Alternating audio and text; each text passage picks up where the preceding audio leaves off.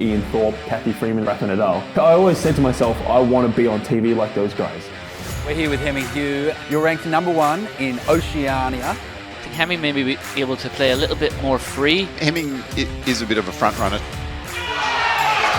Australia, a 2-0 lead. There's definitely a part of me that since I was young, I've always wanted to stand out from the rest of the crowd. You eventually became #1 in Australia and Oceania. I never wanted to settle for pretty good. I had to be the best I could be. What happened in Germany? At this point, I don't know. Like, my whole life I was the table tennis guy, the table tennis star, the Olympian. And yeah, I've never once heard my mum and dad say, we're super proud of you. I was always seen in schools and seen in family gatherings as the odd kid. Sport for me felt like it was a way to prove myself. It was a way to prove to all my school people at the time and all the relatives that there is something special about me.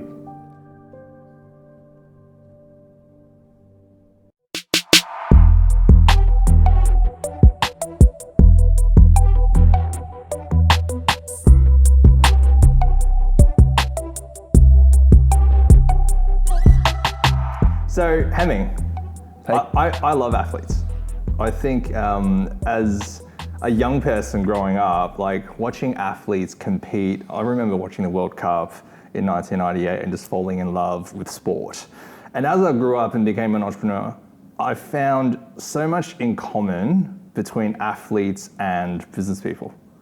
That's why I'm so glad that you're here today, because you're one of the top athletes in our region. What has your childhood and upbringing, how has that brought you on the path of being a professional athlete? Great question, man. Thanks for having me in the first place. Yeah, I mean, I'm yet to see the distinction between, I guess, a successful entrepreneur and an athlete, because I'm on the other path now.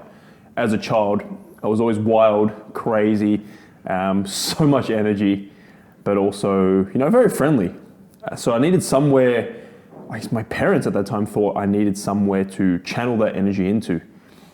So me being just a kid, just wanting to do whatever the hell he wants, my parents wanted me to have some sort of sport so that when I went to school, I wasn't, into drugs and the bad things that they thought were. How old were you? I was about 4, 5, 6. Getting into drugs when you're 4. That's good foresight for Pretty much, parents. yeah. Got to start them young. Yeah, but no, in seriousness, like they wanted something that would, apart from school, a typical Asian parent wants something for the child to do.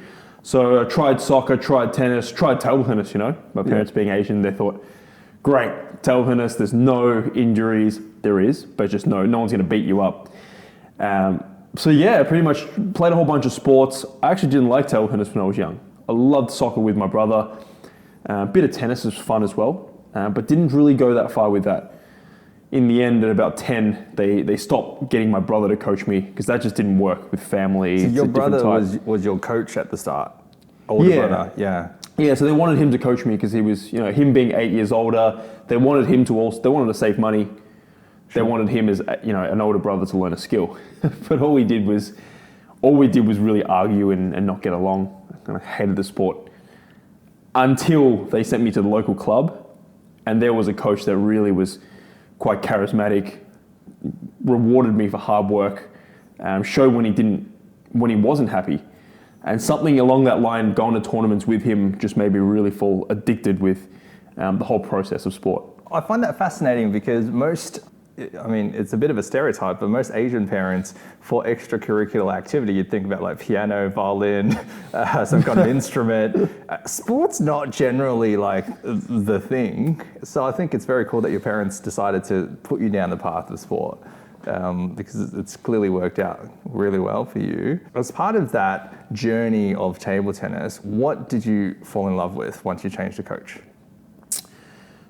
This was all, very subconscious when I was a kid. I was just, as a kid, you don't know any better than to just go with the flow of things, do as your parents say, just go with whatever and really show what you do like and what you don't like.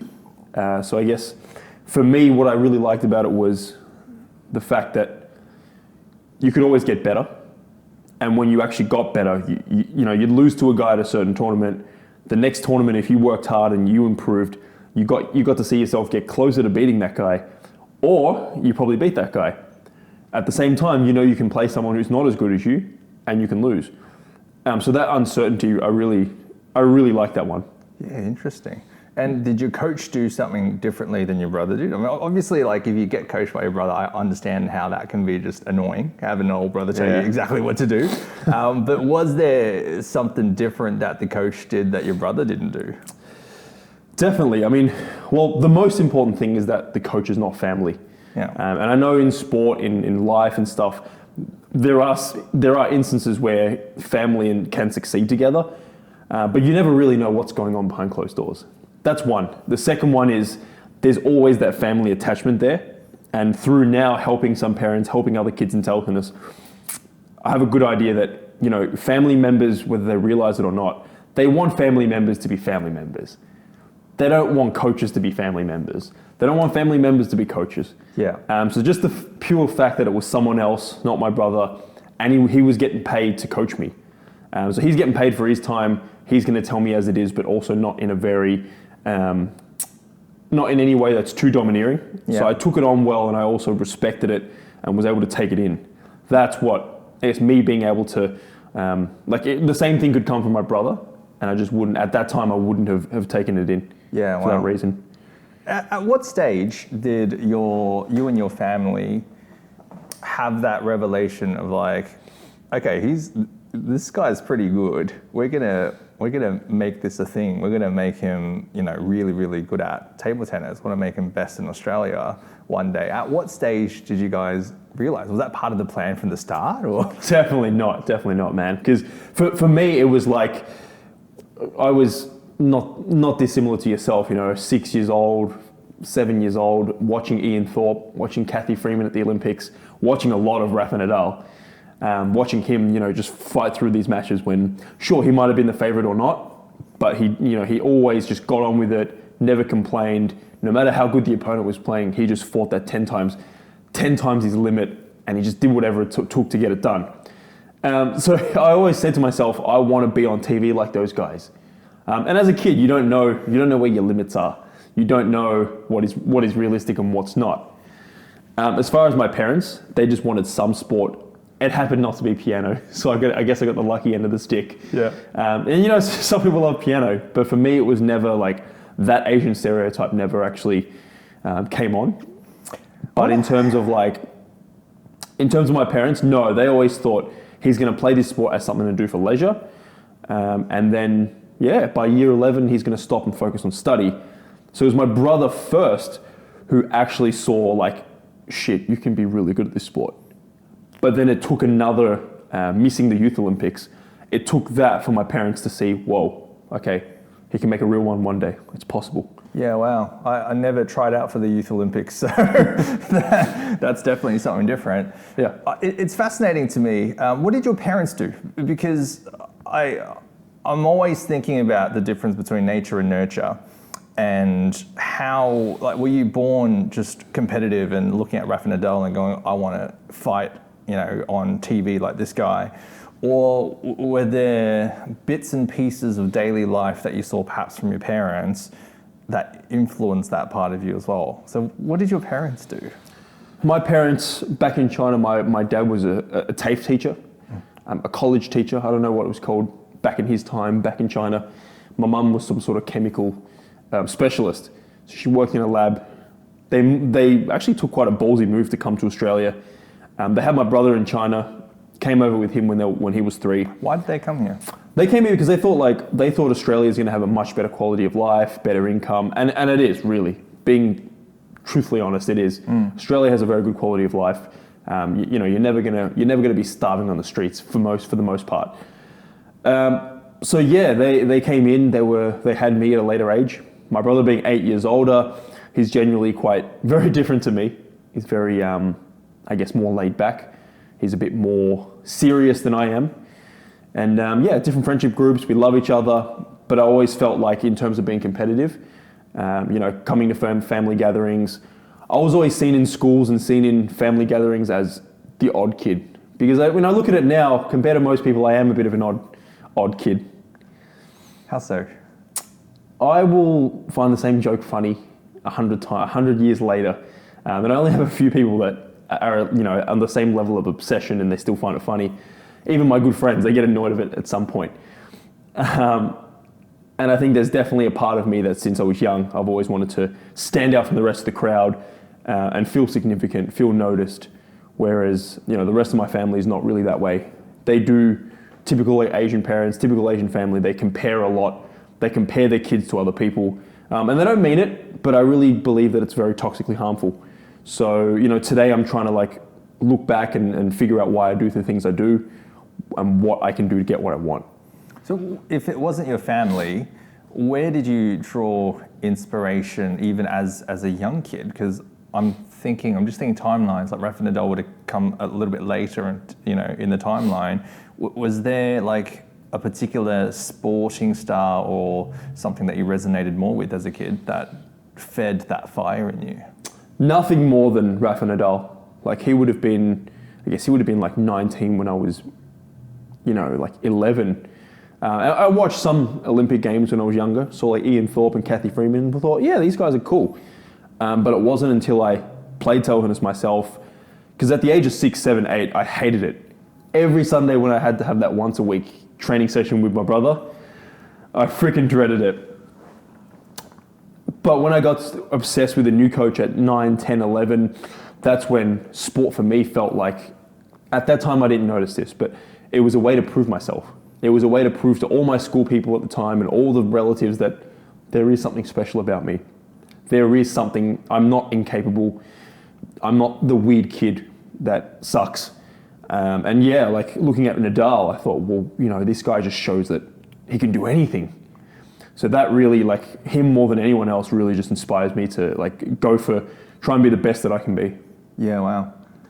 You mentioned that toxicity of Asian parents comparing their children with the most elite from the friendship group. Yeah. Why can't you be like David, who's a doctor, an astronaut, and a neurosurgeon?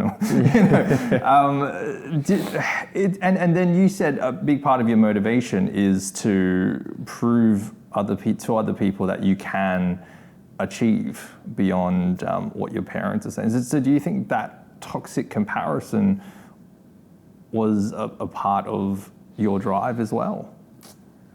I mean, nowadays I have a double-sided look to it. It's a double-edged sword where, yes, the comparison is very toxic. I think a lot of Asian kids struggle with social anxiety and for the most part, when you think of a typical Asian, you think of awkward, nerdy, shy, not very socially competent with people, doesn't know how to have fun, is a workaholic. And there's benefits to it too. My parents taught me how to work hard from a very young age. They taught me how to cut distractions and train table tennis on a Saturday night. They encouraged me, they paid for it. On the flip side, there's also that resentment, you're always comparing me with other kids. You're always saying other kids are better in this area. And when you grow up and realize someone may be good at X, you may be good at Y, and there doesn't have to be a comparison to that. But my parents will forever always compare. I think it definitely shapes us to be who we are. It's sort of like their love language, isn't it? I don't think they know how to express love in the way that perhaps we grew up with. My parents, very similar. I would get a sporting injury, and instead of being like, "Oh, are you okay?" It'll be like, "Hey, why are you so uncoordinated?" But I think from their point of view, that's them expressing care, and maybe that's what they received when they were young. And I'm reminded of the movie Everything Everywhere All at Once. I don't know if you've seen it. No. Michelle Yeoh, and I think it depicts a lot of this traditional Asian immigrant experience quite well, where the daughter felt highly misunderstood by the mum, and the mum thought she was whether she was eating well, that's what she wanted to ask, but instead she was like, why are you so fat? Because that's the only thing that they know how to say, but what she was trying to say, it just didn't come out that way. Yeah. It's a really unique experience, isn't it? It's such a shame, isn't it? Because they mean well, but they just have no idea. I will happily also admit, I am quite a sensitive guy. I'm a lot more sensitive than my brother is. I'm a lot more sensitive than people of that generation. as generations go on, people become more and more sensitive. And yeah, like sometimes I don't realize that, you know, now you live in Australia, you're naturally as a kid, you're going to compare yourself to David, to Andrew and Richard in your class. David, by the way. I made up David. He's not a real person. Like, you know, you're going to compare yourself to that white kid in the class. It's like, why is his parent, you know, like, why is his dad so loving and, you know, kissing his son and, you know, asking him if he's all right and then chucking a football with him? You naturally ask yourself, like, why does my dad not do that? And obviously it's not like there's both sides of the coin, but yeah, as an Asian kid growing up in Australia, there's definitely some challenges that, you know, the non-Asians don't see. Yeah.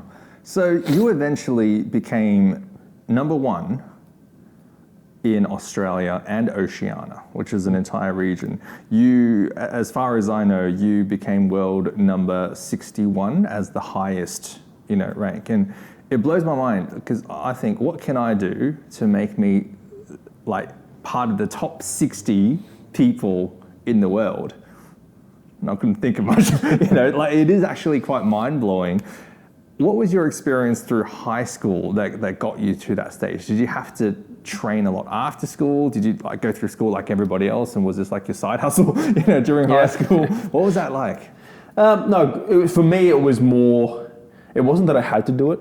At that moment in time, it was that I couldn't wait to do it, and I think that was what really separated myself from a lot of people. A lot of people that were playing table tennis or you know, being pretty good in a lot of sports. I never wanted to settle for pretty good. I had to be the best I could be. I had to be in, you know, at a certain point it was around 11 or 12. For me, all I ever saw was the goal ahead. And for me, I had to get there no matter what. And you know, I would walk home from school swinging a water bottle as a table tennis racket, and it was just always on my mind. And for me, school was very boring because every day my parents would force me to study. And it's ironic because today I coach Asian kids.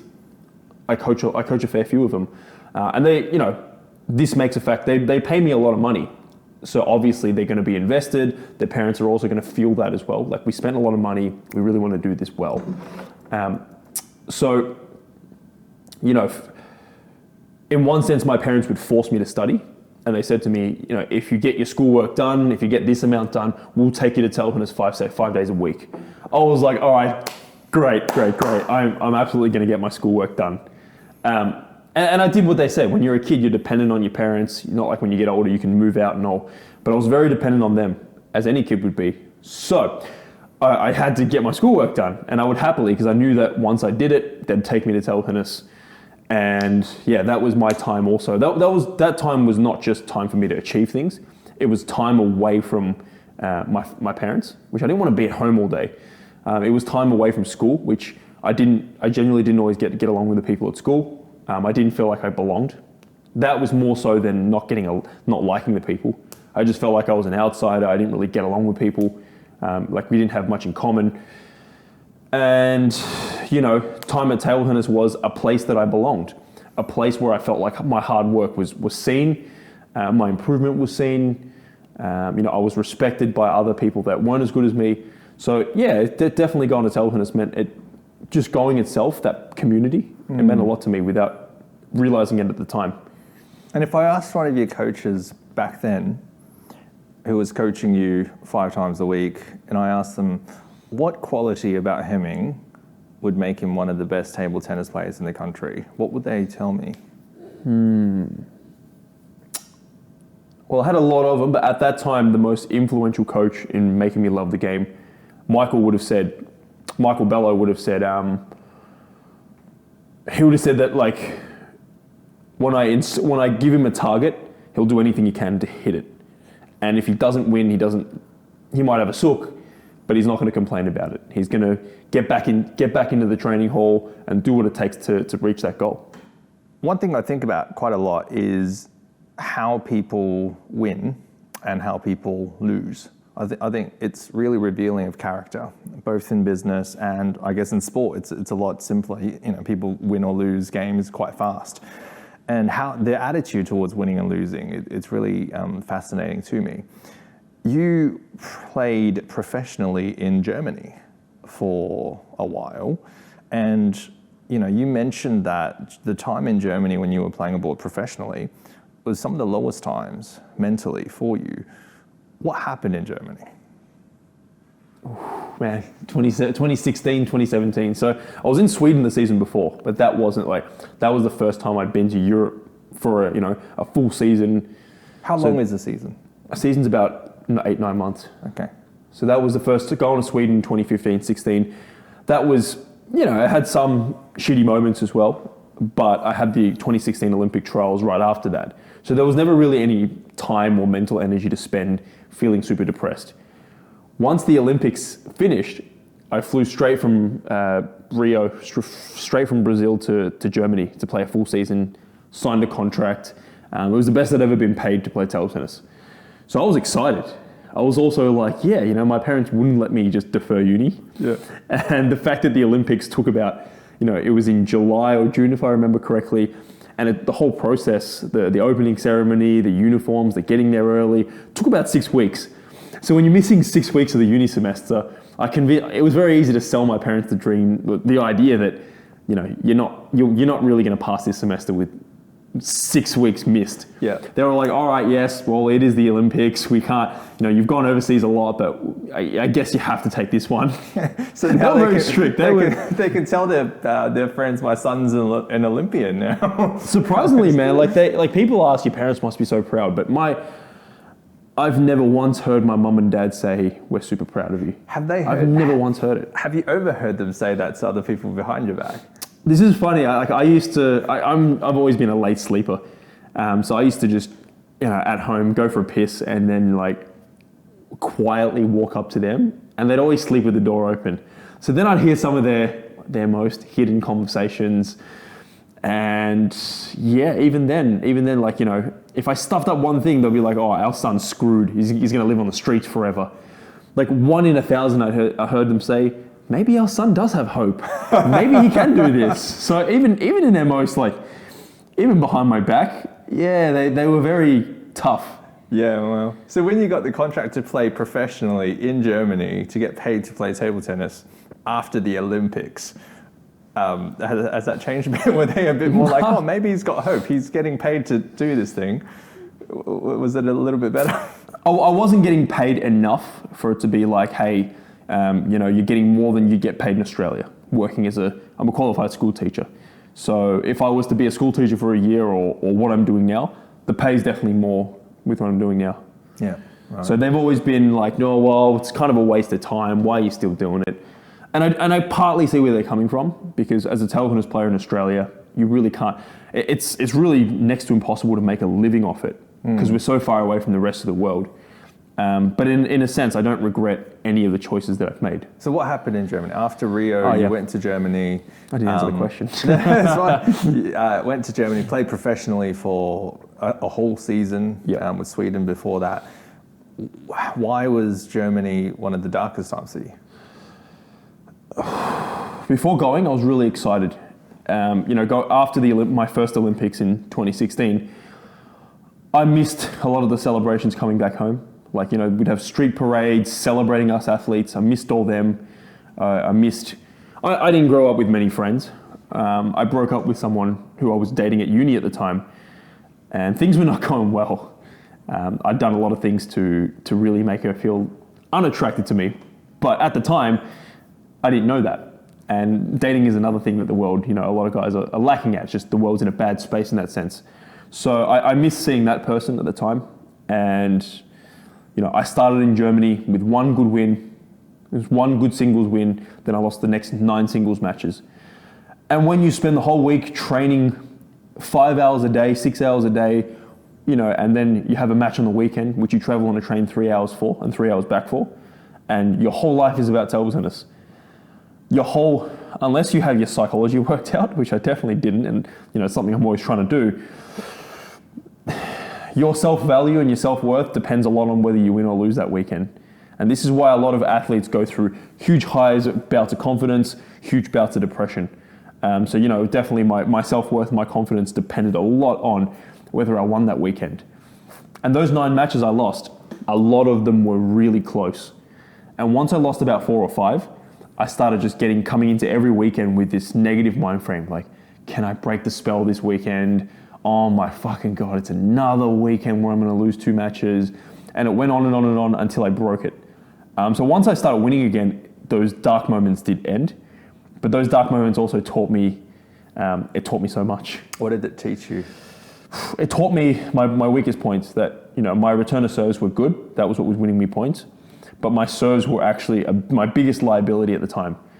I was every time I served, I was in a massive disadvantage straight away. Like in table tennis terms, you want to serve on the opposite end with 2 bounces so your opponent can't get the first attack. And those Germans, when you watch them warm up, you think, well, he's kind of crap. I'm going to take him today. But they were really good at the things that mattered, like returning serve. They were really good at it. So if your serve slipped just long, they were spinning at you. I was under pressure. So forever, my serve, I started to get some really solid serves that I could use under pressure, no matter how nervous I was. Being nervous wasn't the problem. No matter how much I visualized a bad result, I was still able to serve low and short. And if it wasn't for those continual losses again and again, I wouldn't have learned those things. And looking back at it now, it's kind of like God was trying to teach me a lesson, and I just wasn't learning it until I learned it. I talk to people quite often about the concept of you and about you. I don't know if I've shared this with you before. I think since young, and just hearing your story, since young, we've been taught and programmed to find our identity in things that are really not who we are. It's really things that are about us, such as, you know, your grades in school, what ranking you are, and especially in sport. You know, are you number 1, number 2, number 3? How many wins? How many losses? Those things are how people either clap for us or people criticize us. And because of those things, we find our identity in those things. And it was fascinating when you said that you won 1 game and you felt good, and then you lost the subsequent games after that, the singles matches, and then you felt really bad because your self-worth was tied to the games, whether you won or you lost. And what I ask people is, when you die at your funeral, nobody's going to give a crap about that. No one is going to say, remember that year when Hemming went to Germany, he won his first game and then he lost all the subsequent, oh, what a loser. You know, like, no one's going to remember that. People are going to remember you for who you are. Who are you? How would you describe yourself beyond the accolades, the Olympian, the wins, the losses? Who are you? At this point, I don't know.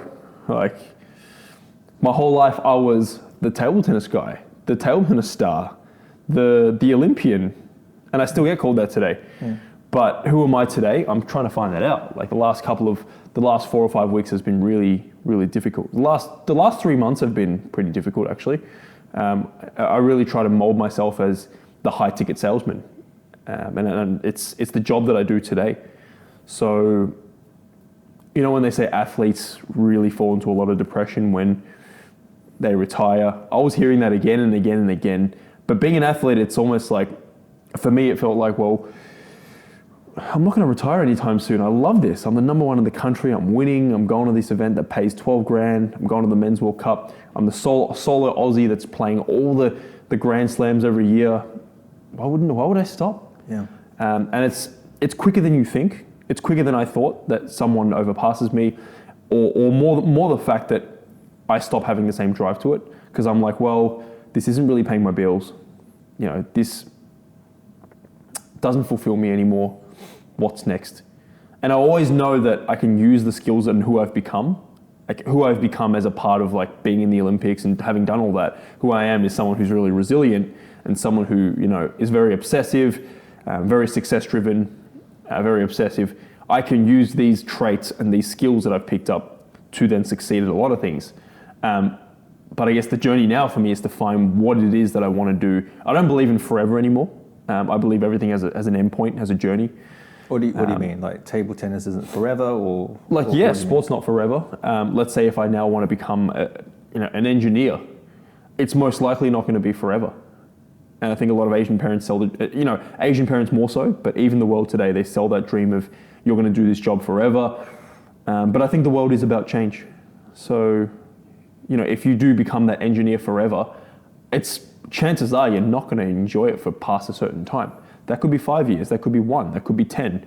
But chances are you're going to find something different. You're going to find a new opportunity, or you're naturally going to want to progress.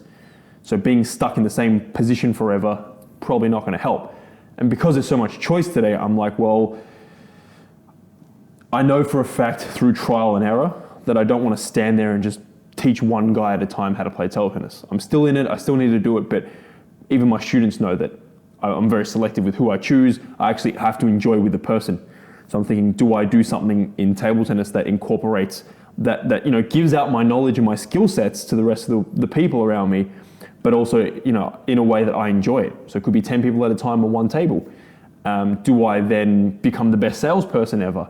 Do I then become a dating coach? Like, there are a lot of things that I do enjoy, but there's so much choice that I'm kind of paralyzed. Yeah. Which way do I go? But you see, all of those things are about you as well. They are titles or labels that people can put on you, either hemming the table tennis coach or the dating coach or the high ticket salesperson.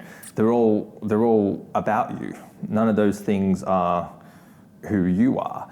And I think the difficulty is, in this day and age, most of the people that know who we are will know us as the about us, as the title, as the Olympian. Only a few select people will know you close enough to know the real you, the stuff that perhaps you want to hear at your funeral, such as, who was a loyal man, who was courageous and, encouraging, like all of those qualities of character and values.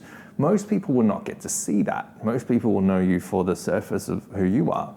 And because we're so driven and programmed to think that to get attention and likes and all that sort of stuff, we tend to package and almost work so hard on the about us to make us the best CV or the best packaged person.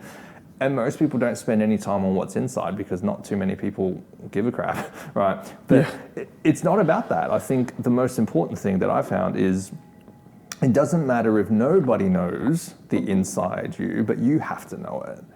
Because everything else, every motivation, every fire should stem out of that, from your identity that you know who you are, that's grounded. And then if you're going to go be a billionaire, or if you're going to be a top table tennis player, top sales, it's rooted in the fact of your own identity.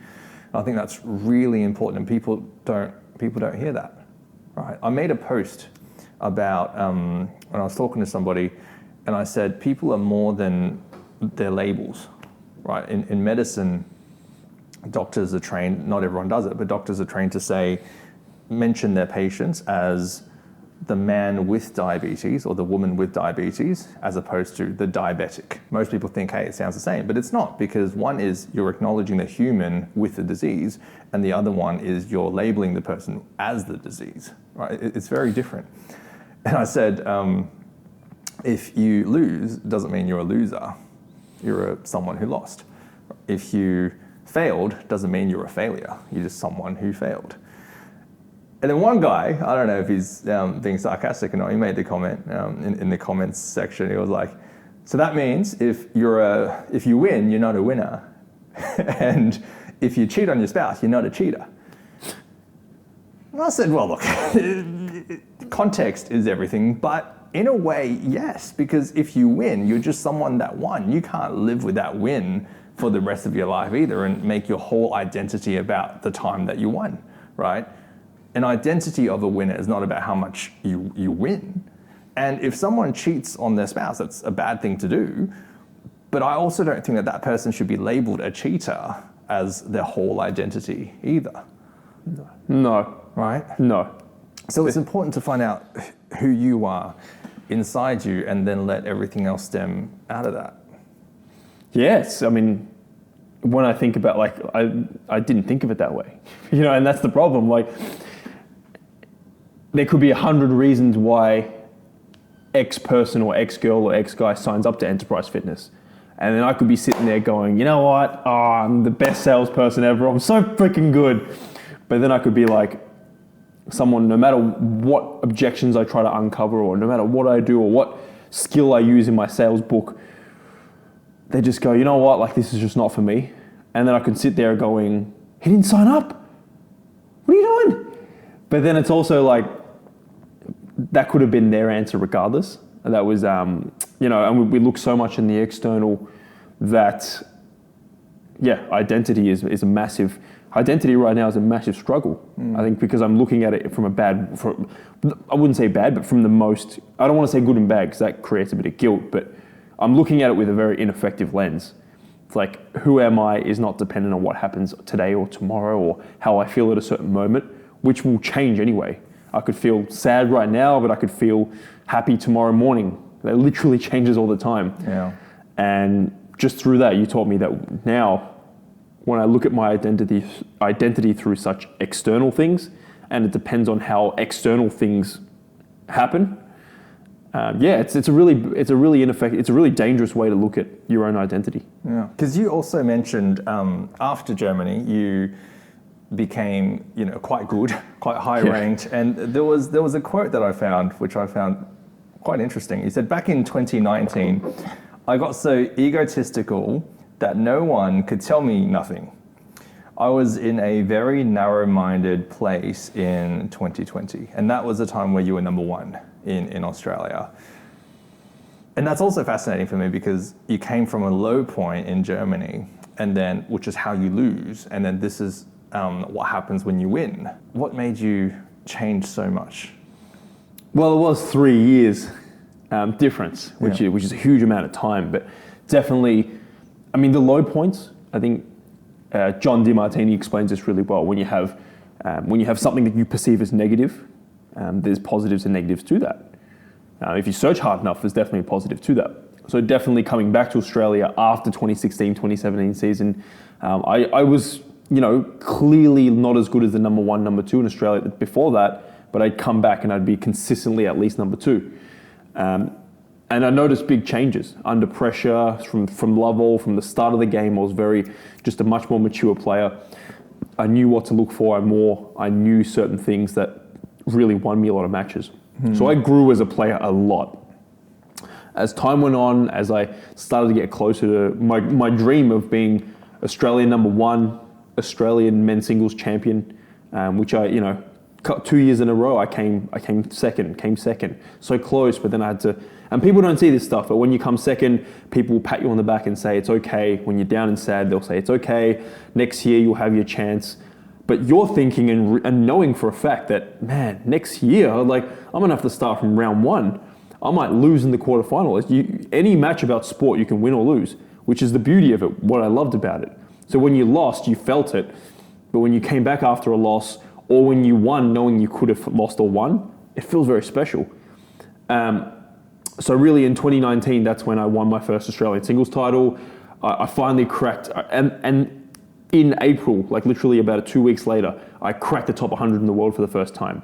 I was the highest ranked Aussie by a long shot. I was going to all the Grand Slams. I qualified for my favorite tournament for the second time. So things were great. Things were so good that when I went to training, and at that time I was getting to choose all my practice partners at the squad training. I was, you know, doing whatever the hell I wanted. And the coach at the time was very flexible. He supported that. He made a lot of leeway for me as the number one. And on the flip side, no one could tell me nothing. No one could even give me suggestions. A suggestion would probably warrant a look in my eyes from them, like, piss off. You know, who are you to tell me what I can improve on? I'm making the first round of Grand Slams, you know. Then 2020 came, the Olympic trials was there. I was like, well, there's no way I'm not going to come minimum second. And to my shock, I came fourth, which people will look at and go, whoa, okay, fourth, that's not that bad. 3 made the Olympics. I still went in the end. But after that experience, that was like, whoa, what is going on? How have I become consistently first to now fourth? That was a shocking experience. Yeah. It's like, felt like one of the worst. It felt like, I don't know if it was, because in essence, I was 1 point away from being second. But in essence, coming fourth taught me a good lesson. Taught me that, like, hey, it brought me down to earth, and it also, you know, it was like, whoa. It was really shocking. And isn't it funny? Like, we learn most of our most valuable lessons in failures. Yeah. In times when we fail, when we allow ourselves to fail. What did you learn when you were at top, when nobody was giving you suggestions? Like, you couldn't learn much. Not a lot, no. You didn't have people around you, and you weren't open to receiving that feedback. So a lot of young people nowadays, they resonate more with success because they want to look good, they want to win, everybody wants to win. And they forget that you can't win if you don't lose. You went through a really bad time in Germany. That was a time of losing that made you better, that propelled you to becoming number one, right? So Sure. That's awesome, man. So after that, before Tokyo, this thing called COVID came along.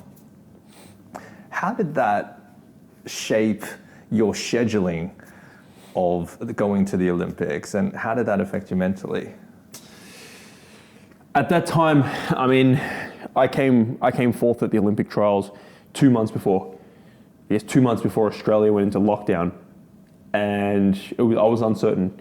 I was like in tears a lot of the days, just thinking like, am I going to go to my second Olympics? I attached a lot of meaning into the second Olympics. For some reason, I attached a lot of meaning into it. I didn't, as funny as this might sound to someone who hasn't, been in the Olympics before, I always felt that if I don't go to my second Olympics, I failed. I always felt like, why is that? I always felt like I don't want to be known as the one Olympian wonder. Really, at the end of the day, no one's going to really remember, that guy only went to one, that guy only went to two. Like, they're celebrating the fact that someone went to one. So at that time, I really just wanted to go to two because I knew I was good enough as well. So based on world results, international results and all, I got picked. And it was a certain moment that I knew I'm probably going to get picked. In April, it was 2020, a year later, about a year and 3 months later, I did get picked. But those were COVID was an interesting time for me when it started because first I thought the virus was fake because no one in Australia was getting it. You won't be the only one thinking that. No, I probably wasn't the only one thinking that, but I was kind of anxious because I thought, well, we have another Olympic trials in April, in 3 months before COVID. I thought, okay, then I'll know if I'm going to Tokyo or not. And I started to feel like table tennis is kind of giving me the shits. I'm not making enough money. Do I still belong here? Should I be doing something else? But I didn't have the balls to quit at the time. So, COVID actually gave me some time to breathe. It gave me I was in a bad space. That coming forth of that Olympic trials, as well as, my relationship at the time, my romantic and sexual relationship at the time being very rocky.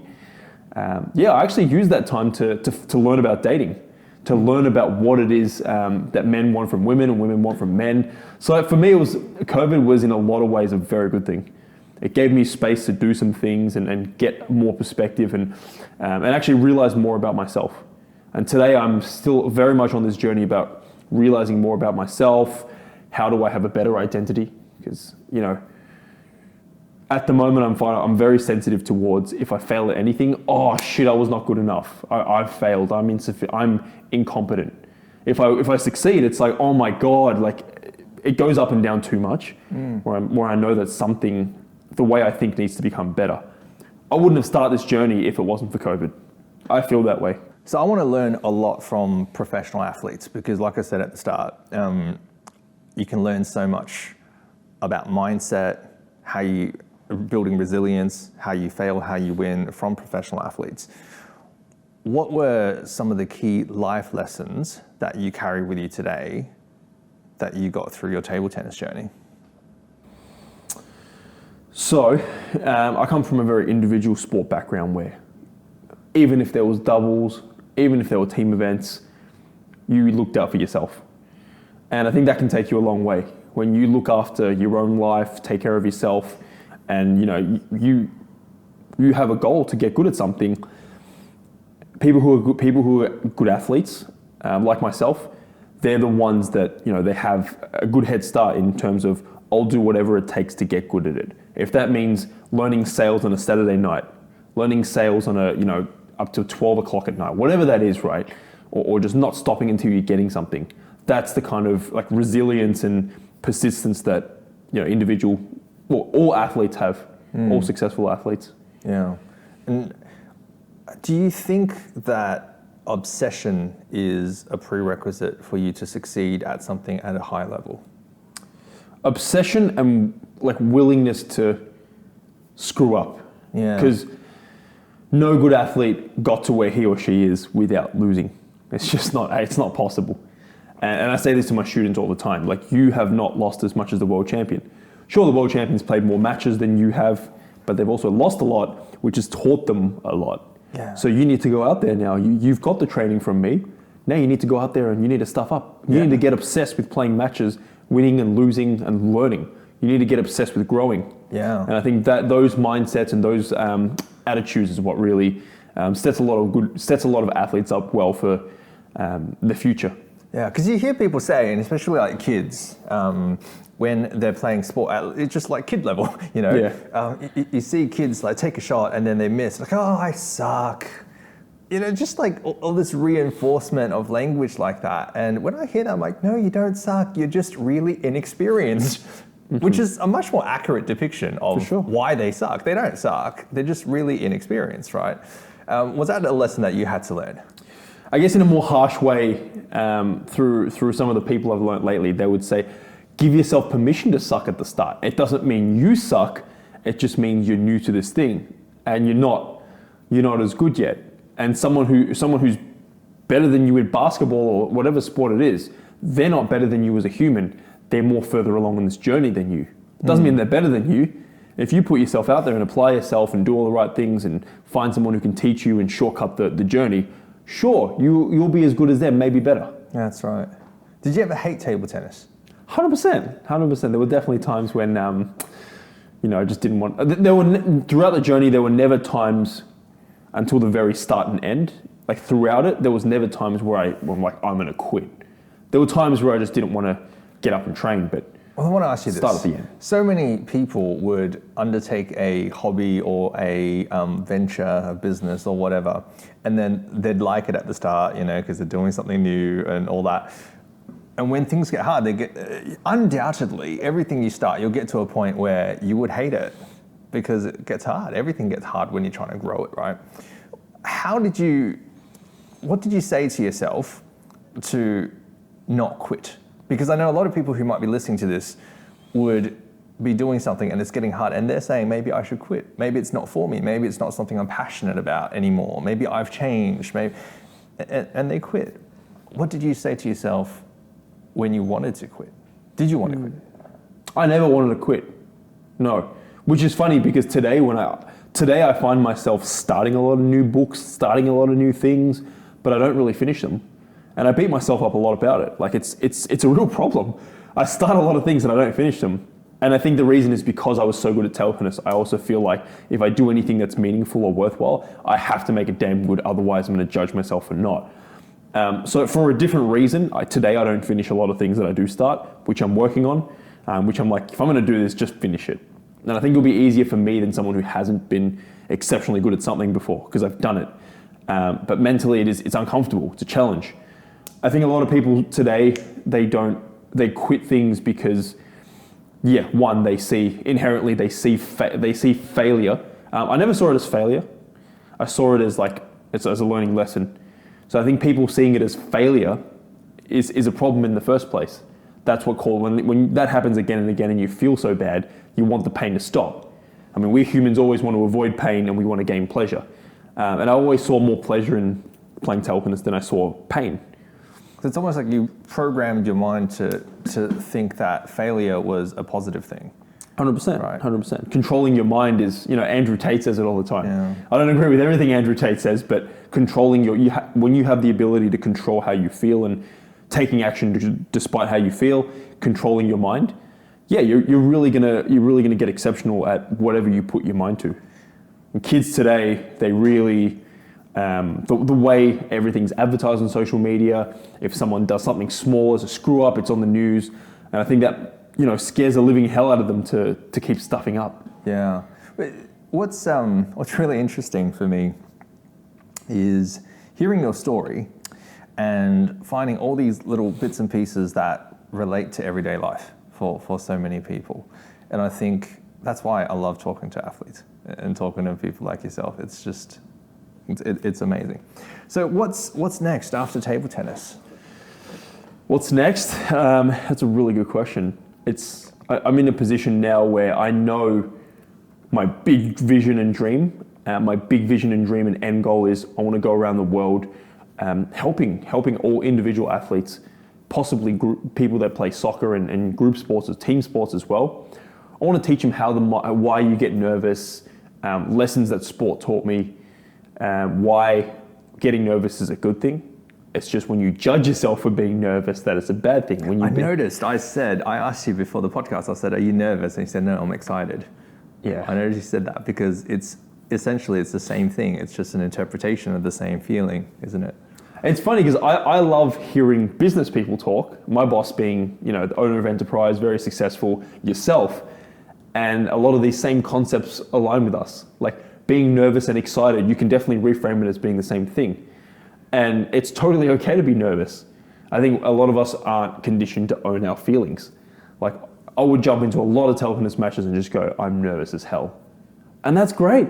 That's fine. Often I've played better. I say this to Asian parents and they just don't believe me, that I will play better if I'm nervous, as long as I can own the fact that I'm nervous. And long term, I definitely see myself with these sort of lessons, helping people around the world, being a public speaker.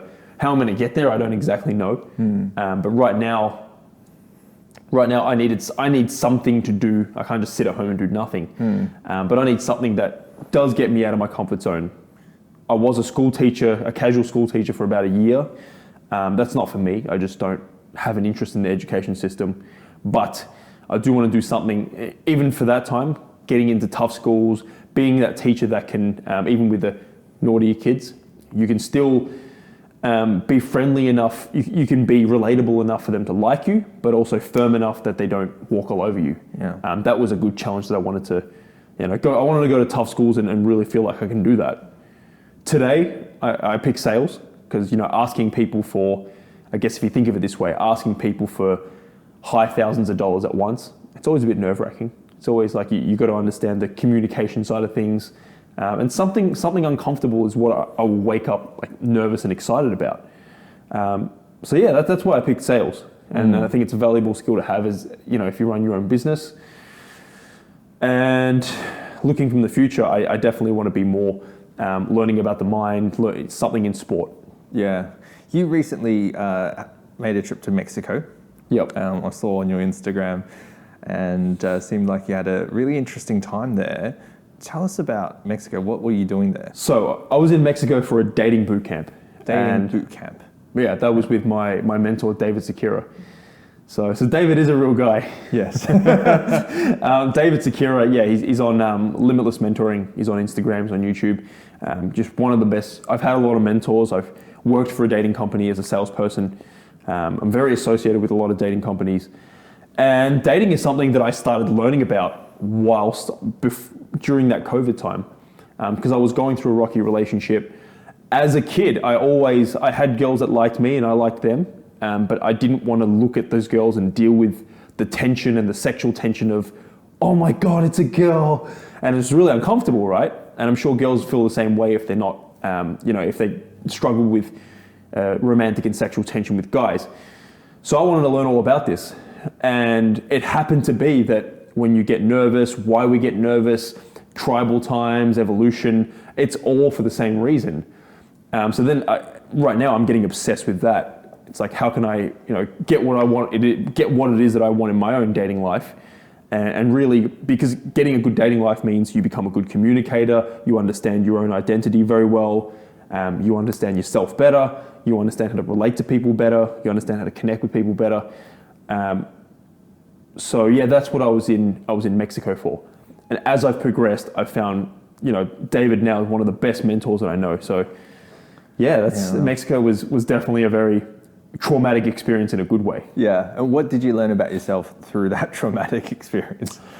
I learned that I'm blaming my parents for a lot of the things that I didn't get. Like I can easily look at the opposite side of the coin and go, hey, my parents and their work hard attitude is the reason why I got to the Olympics. It's the reason why I made the Olympics. It's the reason why I have a lot of the work hard attitudes I have today. But on the flip side, it's like, you were so strict, I didn't get a childhood really, I didn't get fun, I didn't get this, I didn't feel significant. And, you know, like letting go of that blame and just being like, that's how they lived. And that they just didn't know anything else but to pass that on from generation to generation. And you now have the opportunity to do personal development and understand this stuff. So I guess to stop judging my parents for not knowing certain things, it helps me stop judging other people as well. And, you know, like I'm still going through a lot. I'll still feel that when the way I am, most people find it a bit weird. And I used to think of that as a bad thing, but now I see that as a good thing. Because I am who I am and I enjoy having a laugh, talking crap. Yeah. And I guess these are the things that I can celebrate more rather than judging myself for. Yeah. And for someone who's listening to this podcast who might be in a similar position where they perhaps didn't have much of a childhood and you know, they didn't have the experiences that most other people had, and they're struggling today with identity and confidence, what would you say to them? I would say to them, you know, you can't control who your parents are. They all have their positives and negatives. You can't, being an ex-school teacher, I still have the qualification, but I don't think I'm ever going to be a school teacher again. I think with all innocence, the school education system really sucks. And it doesn't, if you listen to society and just mold yourself into the way they want you to be, you're going to get the same life as 99% of the people. Which might sound great, but 99% of the people are not happy. The world is going through an over 50% rate of divorce. They're not feeling confident in themselves. They're struggling more than ever. So really go and seek out help from people. Find a good mentor.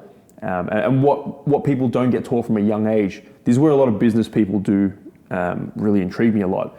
Because they'll happily go out there and spend tens of thousands, even up to hundreds of thousands of dollars, even up to $1 million investing in their own education, their personal growth, their communication, their business skills, all this sort of stuff. And that's why they're successful as they are today. And you know that very well as well. So I would say that to those people who want more out of life, to definitely do that. And yeah, for me, like a lot of it is related. Like sales, dating, it's very similar. Being good in business is a lot, you know, it's about communicating with people, getting good with people, getting good with yourself. Because you will fail in business. You will have days where you don't feel like it. You will have losses, you will have wins. And you know, being in control of yourself and your emotional state in those times is tough. Yeah. It's tough. So I would say don't trust your family or you know, the school system in most cases to have it figured out for you. It isn't going to lead to happiness a lot of the time. Yeah, figure it out yourself. Spend time. Yeah. Very interesting, man. That's very interesting. Would you do it all over again? This whole table tennis journey, knowing the cost of not having a lot of childhood experiences and all that, would you do it again? 100%. 100% I'd do it again. Yeah. I would do it again. I would just prefer to know that these are the sacrifices. Because I could easily look back and think, hey, you could have had a few more girlfriends when you were younger. You could have done this more. But would that have made me then stop training on a Saturday night? And those Saturday nights again and again, that obsession, with that gone, probably you wouldn't have made the Olympics. Yeah. So no, I wouldn't do any of that again. But again, I'm also happy that I've moved on at this time as well. Yeah, that's the problem, isn't it? Like before undertaking anything, you just don't know what the cost is going to be. It's not like before you start a business, there's going to be the list. This is the cost. You know, 20 years down the track, you're going to miss this, this, and this. You're going to miss your brother's wedding. You know, like it doesn't tell you. You sort of have to make that decision and then go ahead and deal with it.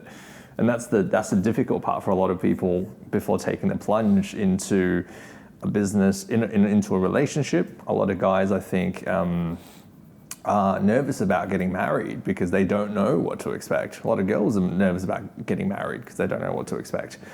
And it's sort of like, well, you're not supposed to know. That's not part of the deal. You're supposed to make a commitment and then address things as they come. And I find it interesting when move on from professional sport into sales, and there's this affinity to dating and discovering self-identity through the process of discovering yourself and dating.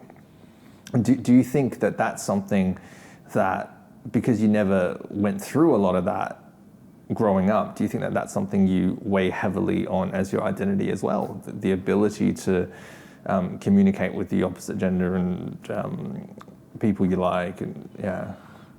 For sure, man. Like, so a mentor said this to me once, and as simple as it sounds, it's crazily true. We always want the things that we don't have. Yeah. Like when a kid comes to table tennis and he said, "Oh my God, if I played the Olympics," and for me, it's like, well, the Olympics is kind of just that. I'm aware today that it is a big deal, but like for someone who's done it, it's like I have that. But if someone was to say, like if I could easily look at a millionaire and say, whoa, man, I'd love to have that sort of financial freedom, because I don't. And they could easily go, like my boss says to me, like for me, it's not that much of a big deal. Like I need something that's not just money. It doesn't do anything for me, because he's come up with a certain amount of wealth. So yeah, like it feels like something I never got to have. Yeah. So now I guess I want to have that, which kind of is interesting, because it's interesting to me because now I work in a very team-based environment. It's enterprise fitness, one-on-one personal studio. I see the same 12 personal trainers every day, same like 16 people. We pretty much see each other like 4 to 6 times a week. And it's the first time where like me doing my job helps many other people. Them doing their job helps me. Everyone has to do their job to help each other. The system's set up so well, and it feels like I'm playing in a team sport for the first time in my life. And I make a lot of mistakes because I've always been in an individual sport. My boss understands that.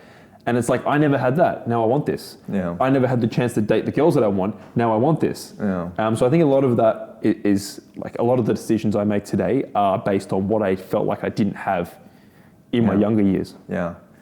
You've definitely been through a lot of things, and I think we can distill so many life lessons through your experiences. At the end of every episode of the podcast, I get a guest to write down in this journal, this is the official journal.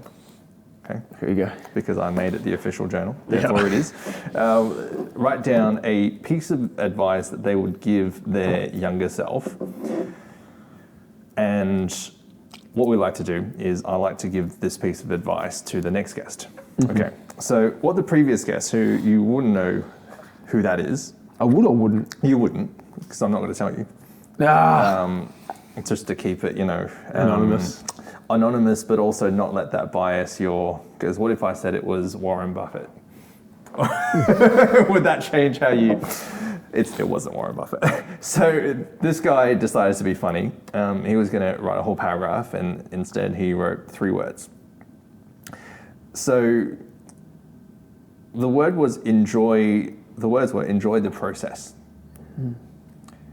If you knew that as a piece of advice and you took that on from whichever age you want to, essentially, to enjoy more of the process, how would things have changed for you?